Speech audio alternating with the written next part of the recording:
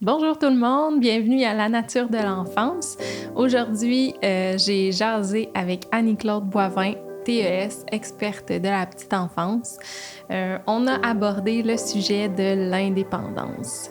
Forcer l'indépendance, est-ce que l'indépendance, c'est normal dès le bas âge ou plutôt que nos enfants, ils dépendent de nous? Ça fait partie de ce qu'ils sont, ça fait partie des étapes de leur développement. On a essayé de décortiquer ça un peu parce que notre société nous envoie un message, mais c'est pas nécessairement ce que nos enfants ont besoin.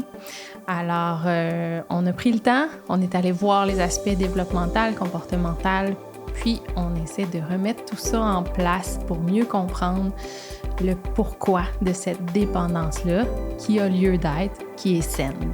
Alors, bonne écoute!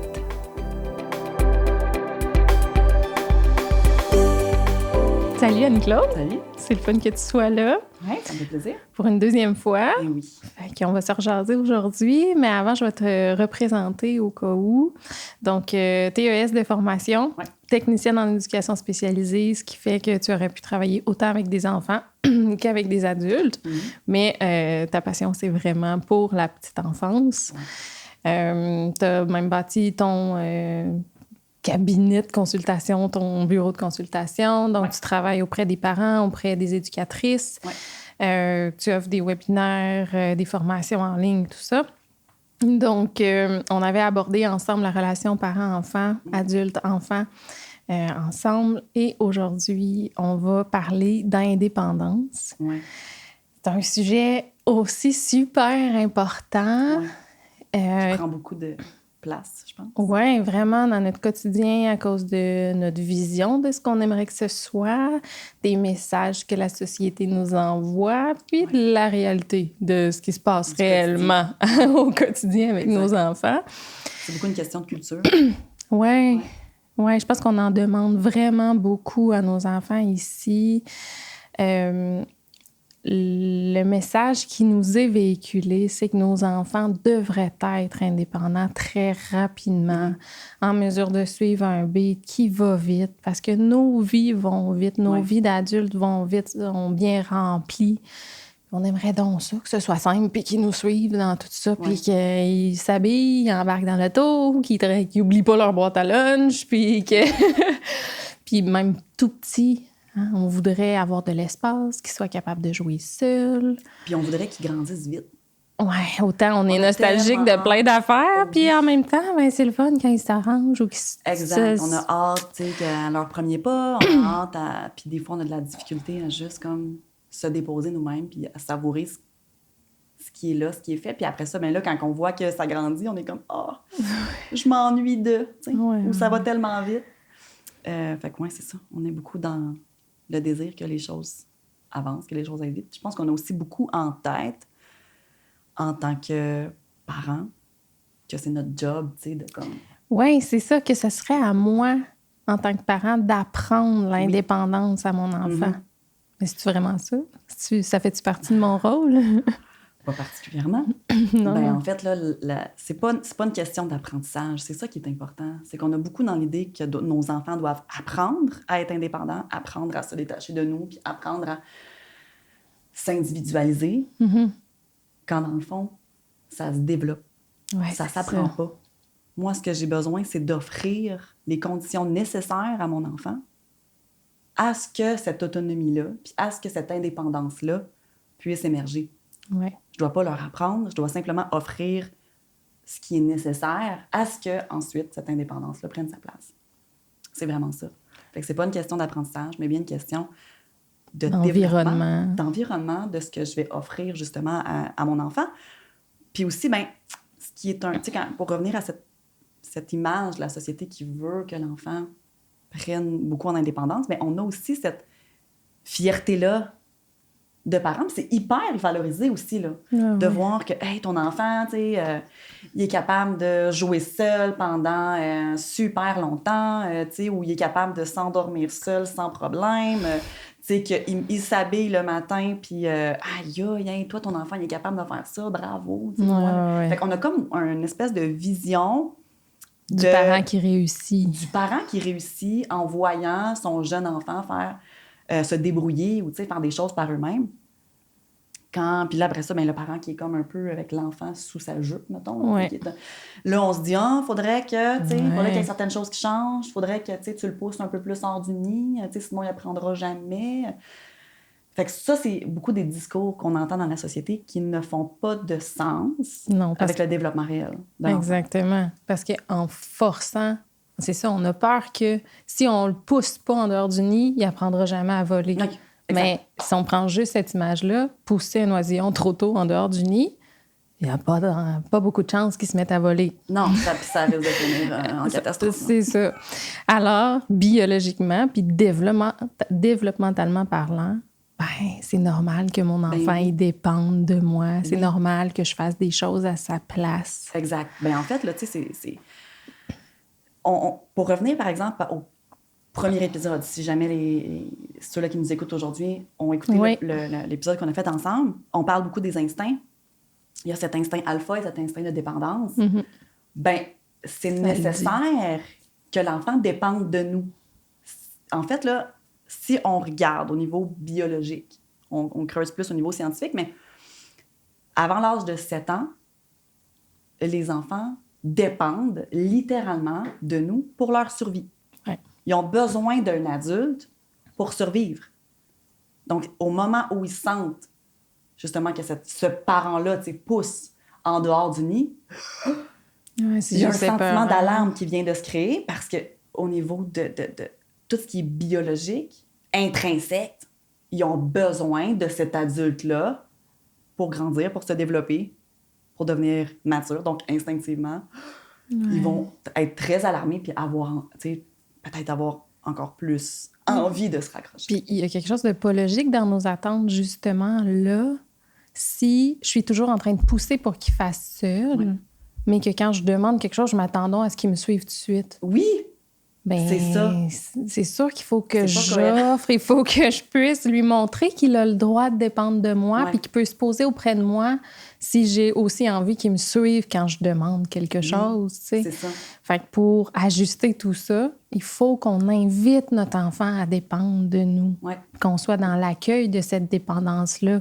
Elle est normale, elle est là pour une bonne raison, tu sais. Puis c'est ça. Puis c'est vraiment... ce qui est intéressant aussi, au niveau biologique, c'est que les enfants, dans leur immaturité, sont incapables de gérer la séparation. Ouais. Puis encore une fois, c'est pas pour rien. C'est pas pour rien que tous les enfants, en bas de 7 ans, ont cette ingérence-là de sentir cette séparation-là auprès de leurs adultes qui sont responsables d'eux. C'est, encore une fois, pour assurer leur survie. Mm-hmm. Donc, s'ils sont incapables, donc moi maintenant, en tant que parent, puis ceux qui nous écoutent aujourd'hui vont savoir maintenant que des enfants immatures sont incapables de gérer la séparation. Oui, c'est pas une question de vouloir ou de s'habituer. Là. Non, quand on parle de séparation, là, ça veut pas nécessairement dire de laisser à la garderie pour une journée. Oui, c'est le cas, mais ça peut être aussi de juste aller aux toilettes. Oui. Cette séparation-là peut être excessivement alarmante. Ouais. Fait que tout dépendamment du niveau de maturité de l'enfant, il est rendu où dans son développement. Mais cette séparation-là, aussi courte soit-elle, puis aussi banale soit-elle pour nous, ça peut vraiment générer de l'alarme chez nos enfants. Fait que c'est une des raisons pour laquelle, quand on est dans cette énergie de vouloir à tout prix qu'il trouve son indépendance, de vouloir à tout prix qu'il se débrouille, de vouloir à tout prix qu'il apprenne à faire les choses par lui-même, à faire les choses seul, en fait, je ne lui offre pas les éléments nécessaires. Non, c'est ça. Puis on va souvent provoquer l'inverse. On va provoquer l'inverse. Ouais. Parce que plus je le pousse, plus lui, il ressent qu'il ne reçoit pas. Mm-hmm. Il ne reçoit pas ce dont il a besoin pour se poser auprès du parent. Donc, il va aller le chercher. Il va aller le chercher. C'est ça. Fait qu'on crée l'inverse. On crée ce qu'on craint. On crée ce qu'on craint. C'est vraiment ça, en fait, en poussant. Puis... je pense que tu avais quand même un super bon exemple là, au niveau quand on avait parlé ensemble. Du porte-avions. Oui, c'est le docteur Anne Reynaud, qui est une psychiatre française, qui a écrit 2 livres sur l'attachement. Son image à elle, c'est l'image du porte-avions. Le parent porte-avions puis l'enfant qui est le petit avion. Le parent étant toujours là pour la base, le repère, accueillir. Puis au fur et à mesure, l'avion, il va partir, faire une petite expédition, puis il revient. Il vient vite voir. Est-ce que mon porte-avions, c'est ça, il explore un peu, mais il vient vite. Est-ce que je peux retourner à ma base? Est-ce que ma base est encore là?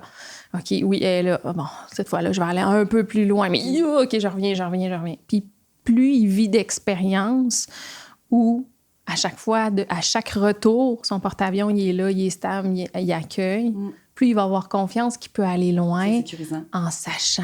Je vais pouvoir il peut revenir à n'importe quel moment. Donc, ça l'encourage à faire des tests. C'est là aussi, on va parler de l'émergence, justement. Oui, mais c'est exactement ça, en fait. À force d'avoir de l'aide, à force d'avoir de l'accompagnement, à un moment donné, je vais le faire. Non, je veux le faire seul. Je vais essayer. Bon, c'est là, on va le voir à l'intérieur, justement, de notre approche qui est on n'est pas dans la surprotection. OK? Il faut faire attention parce que parfois, il y a des parents qui peuvent, ou notre entourage peut nous dire que mais là, t'en fais trop. Ouais. Il est capable tout seul. Il est capable tout seul. Ben oui, à partir du moment où mon enfant est capable de faire quelque chose seul, il n'y aura plus jamais besoin de moi pour le faire. Exactement. Mais on se fait souvent... On a l'impression qu'on a ce regard-là des gens qui se portent sur... Ben oui, il est capable tout seul, pourquoi tu le fais? Ouais. Ah, mais ça aussi, c'est dans nos relations d'adultes. Moi, ça serait complètement fou que je choisisse quelqu'un pour partager ma vie, mais qu'au moment où je m'engage avec, ils me disent là, attends-toi pas à ce que je fasse quelque chose que tu es capable de faire. Oui, c'est ça. Ça n'aurait pas de bon sens. Puis dans n'importe quelle relation d'amitié, d'amour, de n'importe quoi, c'est sûr que je vais voir c'est quoi ton besoin, puis je vais prendre la position d'accueil par rapport à ça, tu sais. Oui, exactement, tu sais. Puis je donne des fois l'exemple de mon chum qui sait que je suis capable de laver la voiture. Je suis capable. Je sais sont où les produits, je sais lesquels utiliser. Mais souvent, il va le faire. Je suis capable de le faire, mais il va le faire pour moi. Oui, oui. Parce qu'il sait que moi, ça me tente pas particulièrement, que je trouve ça plate. Puis des fois que je trouve ça un peu difficile, que, tu sais, bon, je laisse des traces. Puis, tu sais, mais il sait que je suis capable de le faire, mais il va le faire pour moi. Pour me faire plaisir, puis pour me permettre de trouver le repos à quelque part. Fait que, tu sais, c'est la même chose pour nos enfants. C'est pas parce que mes enfants, qui ont actuellement 4 ans et 5 ans, que je sais très bien qu'ils sont capables de s'habiller toute seule le matin, par exemple, que je le ferai jamais. Oui, mais non. Au contraire. Mais oui. Puis c'est en sachant que je suis là pour eux qu'ils vont à un souvent moment donné dire « Je suis correct ». Parce qu'ils savent qu'au moment où ils vont en avoir de besoin, je vais être là. Exactement. Puis ils vont pouvoir compter sur moi. Puis c'est là aussi on peut faire la différence entre une offre, une vraie offre, une offre généreuse. Tu sais, des fois, les termes, c'est plus dans la façon dont on va passer ces messages-là. Oui. Quand on a parlé de la relation parent-enfant, on parlait vraiment beaucoup de la bienveillance, de la sollicitude qui doit accompagner ça. Oui. Si je veux que cette indépendance-là, elle émerge, j'ai besoin dans mon offre que mon enfant, il sente que je vais pouvoir le faire si lui n'est pas disposé à le faire. Exact. Puis même des fois, je la poserai juste pas, la question, mais si je la pose, que ce soit une offre généreuse. Oui. Moi, généralement... intrinsèquement, j'ai envie de le faire. Oui. Absolument. Généralement, moi, je vais sortir, mettons les vêtements, on parlait d'un exemple de vêtements, je vais les sortir, je vais lui nommer, hey, j'ai choisi ton chandail préféré ce matin, ou je le laisse choisir ses vêtements. Ça, c'est quelque chose, on a déjà parlé de contenant-contenu. Ouais. Tu peux le choisir, il n'y a aucun problème avec ça. Et je vais lui dire d'emblée, est-ce que tu veux que je t'aide à t'habiller ou tu as envie de le faire seul? Puis des fois même, on peut voir que nos enfants ont besoin sans même le demander. Oui, c'est ça. Des fois, on la posera pas, la question. On la posera pas. Des fois, quand on sent justement que ce besoin-là, il est grand, viens. Viens, je vais t'aider à t'habiller. Oui. Tu sais, je le sais, je le sens que tu en as besoin, je vais t'aider à le faire. Ça a l'air demandant, mais au final, je suis mieux de faire mon offre généreuse puis de l'accompagner là que de me taper le combat d'après, qui sera pas nécessaire ni formateur pour mon enfant. Ça peut même effriter aussi notre relation. Ouais. OK? Puis on s'entend qu'au bout du compte, tu vas l'habiller, ton enfant. Oui, c'est ça. C'est juste que la seule différence, c'est que tu n'as pas perdu ton lead. Ouais. C'est ça la seule différence. Qu'on est dans cette dans cette posture d'adulte où, justement, je vois que tu as un besoin, donc je vais y répondre, versus si, par exemple, j'achète la paix, puis je suis comme, garde, OK, c'est correct, je vais t'habiller d'abord. Je n'ai pas mon lead à ce moment-là. C'est mon enfant qui a le lead. Oui. Parce que là, on finit par répondre à sa On demande et finit non par à son répondre. besoin d'accueil. Exactement. Fait que c'est totalement différent. Tandis que moi, quand je me mets dans cette posture de, justement, d'offre généreuse, où je viens, là, je le sais que t'en as besoin, viens, puis je vais t'aider à t'habiller. Puis par moments, c'est une... Ah non, je suis correct, parfait, merveilleux. Tu sais, là, cette indépendance-là, tranquillement, va prendre forme. Puis il y a des journées où il y a réellement besoin. Ouais. Puis je vais l'aider, puis je vais l'accompagner là-dedans, ça va me faire plaisir. Puis quand on parlait, justement, de cette... Si on n'est pas dans cette offre généreuse, puis qu'on est au contraire à pousser l'enfant vers l'indépendance, vers le fait qu'il est capable de le faire toute seule. Puis des fois, c'est beaucoup une question qu'on sent de pression extérieure, que ce soit des fois de notre conjointe ou des familles, de notre famille qui nous disent qu'il est capable. Des milieux de garde, des fois. Des milieux de garde, des fois. Ouais. Ben, quand on pousse nos enfants, justement, vers cette indépendance-là, ben, il y a un exemple de Gordon Neufeld qui avait donné un exemple de l'aimant que je trouve tellement extraordinaire. Qu'en fait, là, nos enfants, quand on parle que c'est une question de survie, c'est très polarisé, en fait, l'attachement chez nos enfants. Donc, instinctivement, ils vont s'orienter et se coller à l'adulte auquel ils sont très attachés pour assurer leur survie. OK? Donc, ils vont instinctivement se diriger vers eux comme un aimant. Puis si moi, en tant qu'adulte, ce que je fais, c'est de repousser. Puis des fois, c'est vraiment ça, là. C'est repousser mon enfant qui est comme collé sur moi. Puis que je repousse cet aimant.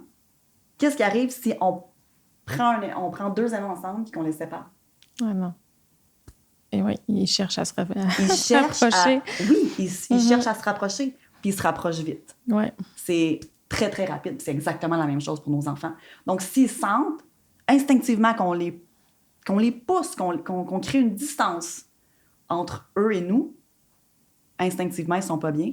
Leur instinct de survie prend le dessus, puis ils vont vouloir aller nous chercher, nous chercher. Fait que finalement, comme on dit, ça vient créer l'effet inverse de ce qu'on souhaite. Puis on vient pas amener un élément de sécurité pour nos enfants. Puis en grandissant, ils vont encore avoir ce besoin-là, finalement, de dépendre de quelque chose parce qu'ils n'ont pas eu la réponse à ça. Ils n'ont pas été assouvis dans leurs besoins de dépendance, finalement. Puis tu sais, on parle d'instinct depuis tantôt, puis c'est vraiment là où on parle de gestes qui sont pas décidés de l'enfant. Il décide pas que ce matin, il est pas capable de mettre ses bottes ou c'est vraiment son instinct qui... Oui. Ça veut dire qu'il ne choisit pas, c'est guidé, ça vient vite, c'est comme ça. Il pourrait pas te l'expliquer, il pourrait pas... Donc, ton instinct parental vient prendre vraiment. La suite. Fait que cette dépendance-là, elle est complètement instinctive, normale, biologiquement, développementalement parlant, tout correct, c'est ça. Puis, c'est plus le message extérieur qui est pas normal. Puis la culture. La culture avec laquelle dans laquelle on est, en fait. Puis, tu sais, ça me fait penser aussi beaucoup aux parents qui vont venir en consultation et qui vont me dire, j'ai l'impression que mon enfant, il est trop dépendant. Que mon enfant, il est tout le temps que je pourrais être avec lui 24 heures sur 24, jouer avec lui 24 heures sur 24, que ce serait jamais assez. Ben, en fait, c'est simplement que ce besoin-là est très insécurisant ou insatisfaisant pour répondre à sa soif. Puis ça me fait... Je donne souvent l'exemple du verre d'eau. Puis le verre d'eau, en fait, c'est... Imaginons que l'eau, c'est l'attachement qui est nécessaire à sa survie. OK? Donc, c'est vraiment un instinct qui est primaire. Qui est toujours en quête d'attachement. OK? Donc, imaginons que l'eau, c'est l'instinct d'attachement. Si l'enfant sent que l'eau diminue dans son verre, il va aller en redemander. Puis il va aller en redemander. Puis s'il sent que le parent ne fait qu'y répondre, donc ne fait que, OK, j'ajoute un peu d'eau. C'est parfait. Bien, ça ne prendra pas de temps qu'il va revenir. Il va t'en demander. Puis plus l'enfant en demande, plus il sent pas que ça vient du parent, que le parent, par lui-même, prend sa cruche d'eau, puis le remplit parce qu'il il voit qu'il en a besoin, ben plus l'enfant Il est à la va recherche. sentir qu'il doit travailler pour aller chercher finalement Ouais. l'eau, pour aller chercher l'attachement. Fait que des fois, là, s'il sent que ça vient jamais du parent, il attendra pas qu'il y ait juste ça d'eau. Il va juste toujours en demander pour être Il va- sûr de ne pas en Exactement. manquer. Il va toujours en demander pour être sûr que son verre soit tout le temps vide. Tout- Parce qu'il ne sent pas que le parent prend les devants pour... Dans le fond, là, le verre d'eau, ça ne devrait pas être l'enfant qui demande à ce qu'il soit rempli. Non, c'est Ça ça. devrait être l'adulte qui remarque et qui remplit. Ouais. Puis cette façon-là d'amener les choses est excessivement sécurisante pour nos enfants. Fait que c'est ça qui va faire que, OK, moi, je peux aller jouer tranquille. C'est ça que j'allais dire, c'est que là, quand ton enfant ou n'importe quel enfant qui est en train de chercher à créer ou à garder le lien d'attachement, ce lien sécurisant-là, ben, il n'est pas disposé à aller jouer Pas et à du aller tout. se développer. là. Ben non. Fait que c'est tellement primordial de répondre à ça plutôt que de le pousser vers l'indépendance. Absolument. Puis plus on nourrit de l'attachement, plus il va après ça, lui, essayer. Il va émerger. Oui. Ce désir-là, il va émerger par lui-même. Puis ce qu'on devrait se dire, c'est que nos enfants devraient prendre pour acquis ça. Ouais. Devraient littéralement prendre ça pour acquis. Que nous, là, il va toujours compter sur nous, puis qu'il n'y en aura pas de problème. Si moi, je prends ça pour acquis, ça me stresse pas, puis je suis capable d'aller faire d'autres choses. Je suis capable d'aller jouer, je suis capable de me séparer plus facilement de l'adulte. Ouais. Parce que je sais que je vais revenir. Dès que je vais en avoir besoin, Exact. on va être là. Que je n'aurai pas à travailler pour. J'ai pas besoin Mais de si je sens revérifier. que je dois travailler pour, puis que l'adulte est pas dans cette offre-là, puis qu'il ne fait qu'y répondre. Puis un exemple qui me vient vraiment en tête, c'est moi-même, personnellement, quand je vais demander à mon chum, parce que cette soif est toujours là. Mm-hmm. Cette soif est toujours là en grandissant. Quand je vais demander à mon chum s'il m'aime, par exemple. Hey, tu m'aimes-tu? T'sais? Je te pose la question. Tu m'aimes-tu? Puis il me répond, ben oui. Tu sais, il répond. Il ne fait qu'il répond. Ouais. OK, c'est correct, ça répond à ma question, mais il manque quelque chose. Ouais. C'est insuffisant. Ça aurait même Mais pu si- être le fun de ne pas avoir à poser la question, qui ait pris les devants. C'est exactement ça. Ouais. Mais si par lui-même, il vient me voir et qu'il me dit « Hey Annie, je t'aime tellement. Regarde, on est ailleurs. Là. Ouais. On est complètement ailleurs. Et là, mon verre, il est rempli, puis c'est comme ça. J'ai même pas de doute là-dessus. J'ai même pas de doute sur ce que lui, il ressent. Tandis que si moi, je suis tout le temps à la quête, tout le temps en train de demander, puis que ça vient jamais de lui, mais ça se peut que là, ça m'insécurise. Ben oui. Puis en tant qu'adulte, même dans n'importe quel contexte d'apprentissage aussi, Oui. si j'apprends quelque chose de nouveau, que je suis un cours ou que j'ai un nouvel emploi, que j'essaie d'accomplir des choses par moi-même, si j'ai été coachée, s'il y a quelqu'un qui a pris le temps avec moi de me montrer l'environnement, de me dire qu'il va être là si j'ai besoin de quelque chose, que si j'ai un doute, je peux aller le voir, qu'il n'y a aucun problème là, que je peux compter sur lui, ben, je risque de m'essayer puis d'avoir pas mal moins peur, Ben oui. puis d'aller plus loin. Ouais. Que si on me pitch n'importe où sans avoir d'informations, pas de coach, pas de guide, puis comme arrange-toi puis déçois-nous pas. Oui, c'est ça. Tu Tu sais, dans un contexte de travail, par exemple. Dans un contexte de travail où tu cherches à savoir si tu as fait un beau travail, si tu es toujours en train de demander à ton boss, est-ce que c'est correct? J'ai-tu fait une bonne job? Ouais. Oui. Oh, c'est parfait. OK, parfait. Ouais. Puis là, tu refais un autre travail, mais dis rien. C'est correct ce que j'ai fait? Ben oui, il n'y a pas de problème. OK, parfait. Tu sais, c'est pas assez. T'aimerais ça que par lui-même, ton boss, il te dise hey, ce que tu m'as remis là, la dernière fois, là, écœurant. C'était super beau.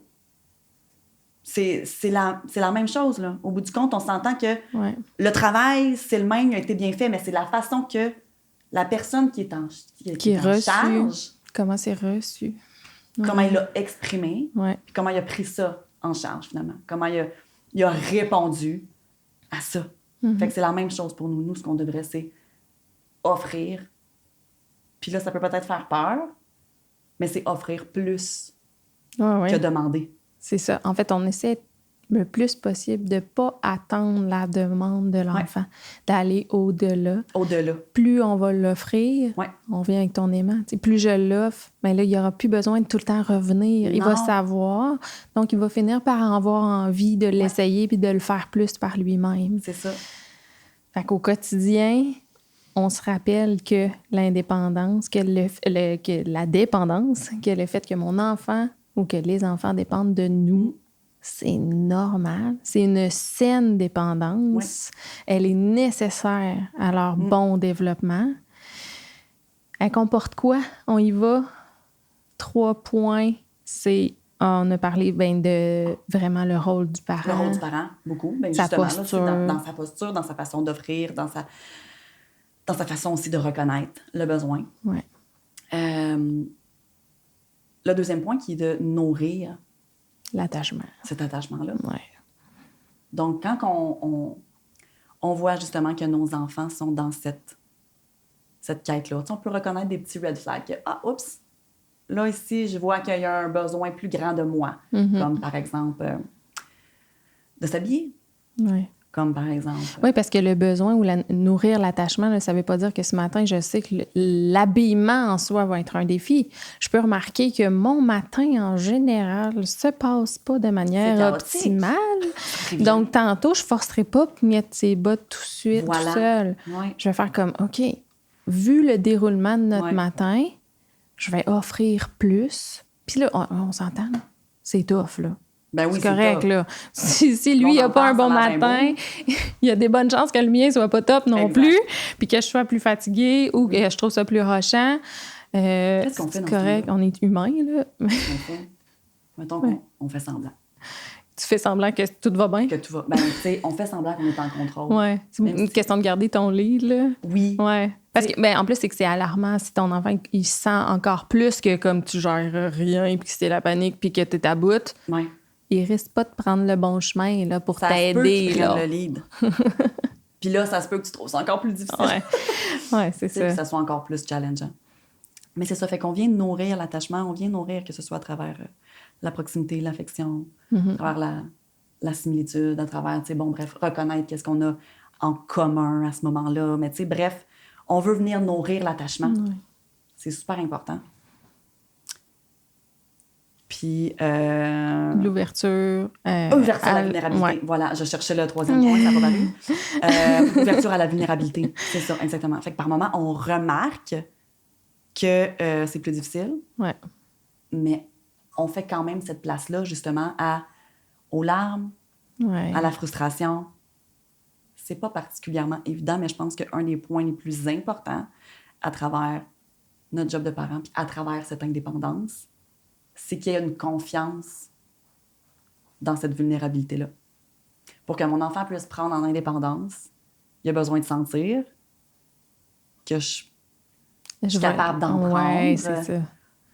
puis que je suis capable d'accueillir autant les belles émotions que les moins belles émotions. Exact. Mais ça fait tellement moins peur. Même, c'est ça, je pense à moi, même en grandissant, on parle pas juste des enfants tout petits. Quand tu as quelque chose à affronter, quelque chose de tough, que tu le sais, là, ça se peut, ça se passera pas bien. Là.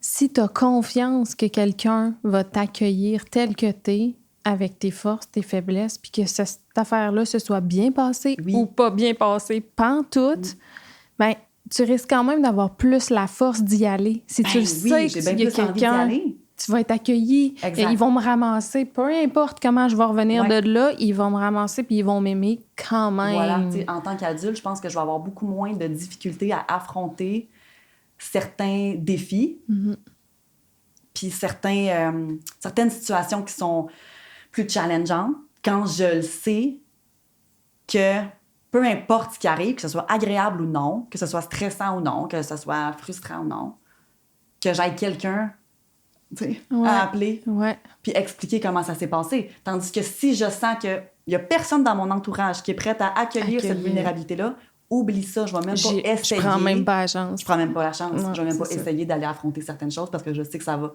être trop difficile émotionnellement. Exact. Fait que c'est là l'espèce de paradoxe dans l'indépendance. On veut donc qu'il y aille, Ouais. Mais la meilleure façon d'encourager, de soutenir les pas vers l'avant puis vers l'indépendance de nos enfants, c'est en leur offrant la meilleure place où C'est ils de peuvent protéger. dépendre. Ouais. Revenir chez vous quand tu es adulte puis remanger une bonne soupe de maman, ou Exact.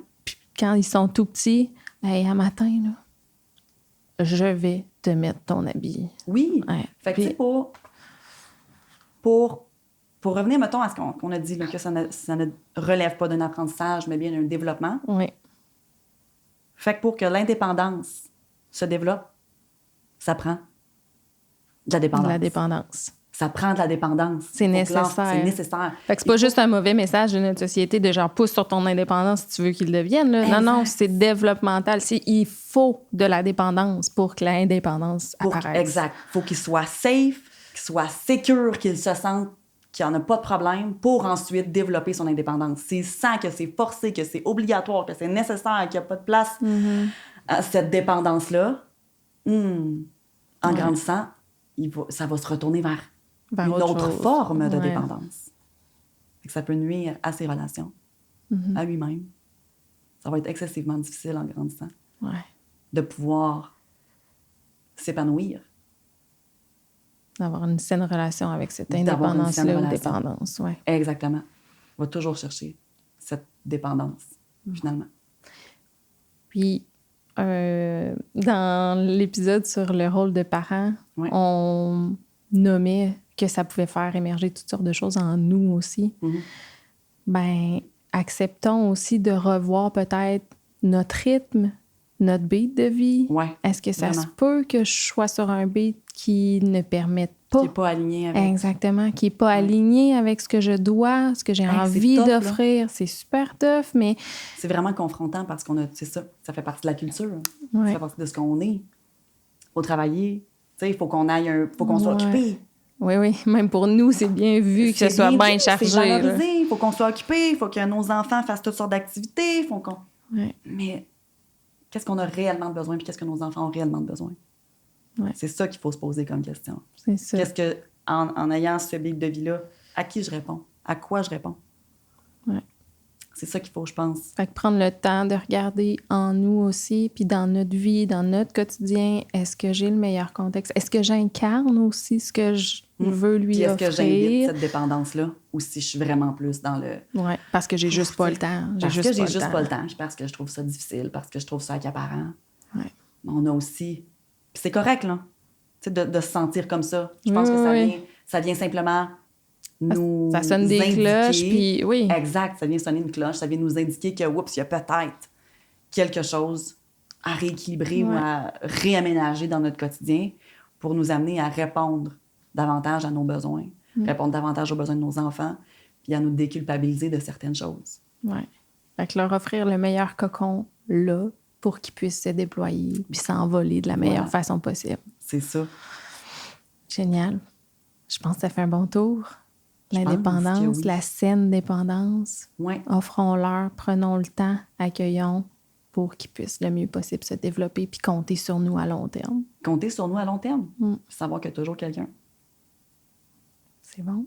Hey, encore une fois, on finit ça en... Je te demanderais si tu as une suggestion de lecture. J'aime tout le temps ça. On est les deux mordus de lecture. On aime aller là-dedans aussi. Fait que si jamais... ça a piqué la curiosité de certaines personnes, puis une petite lecture complémentaire à ça. Il y a un livre que j'ai lu qui est vraiment extrêmement bon, qui a été pour moi très révélateur. C'est de Vanessa Lapointe. Il est juste en anglais. Par exemple, il se fait pas en français, mais c'est Discipline Without Damage. OK. C'est vraiment un très bon livre qui nous permet de bien comprendre tout en douceur. Il est rempli aussi de concret, de réalité, de quotidien qui va nous permettre de faire un œil vraiment sur comment est-ce qu'on vit, nous, en tant que société, puis qu'est-ce qui est bon, qu'est-ce qui est moins bon, en fait, d'offrir à nos enfants. C'est ça, c'est vraiment un livre qui nous permet d'avoir un œil un peu plus critique sur cette dépendance-là, puis comment est-ce que j'amène mon enfant à vivre dans son indépendance, mais tout d'abord en nourrissant cette Ouais, dépendance-là. de manière saine. De manière saine, ouais. qui est importante à son sain développement, finalement. Bon, mais merci beaucoup. Tu dis qu'elle est toute seulement en anglais, Oui. mais je sais qu'elle est sur les réseaux sociaux Oui. aussi. Fait que des Vanessa fois, Lapointe, juste Dr. pour Vanessa. aller voir un peu, Ben puis oui. on fait traduire dans le bas, puis on peut au moins se familiariser un peu avec sa vision de tout ça. Oui. Bon, merci beaucoup. Hey, merci à toi. Ça fait un grand plaisir. Vraiment. Super agréable. Yeah, merci.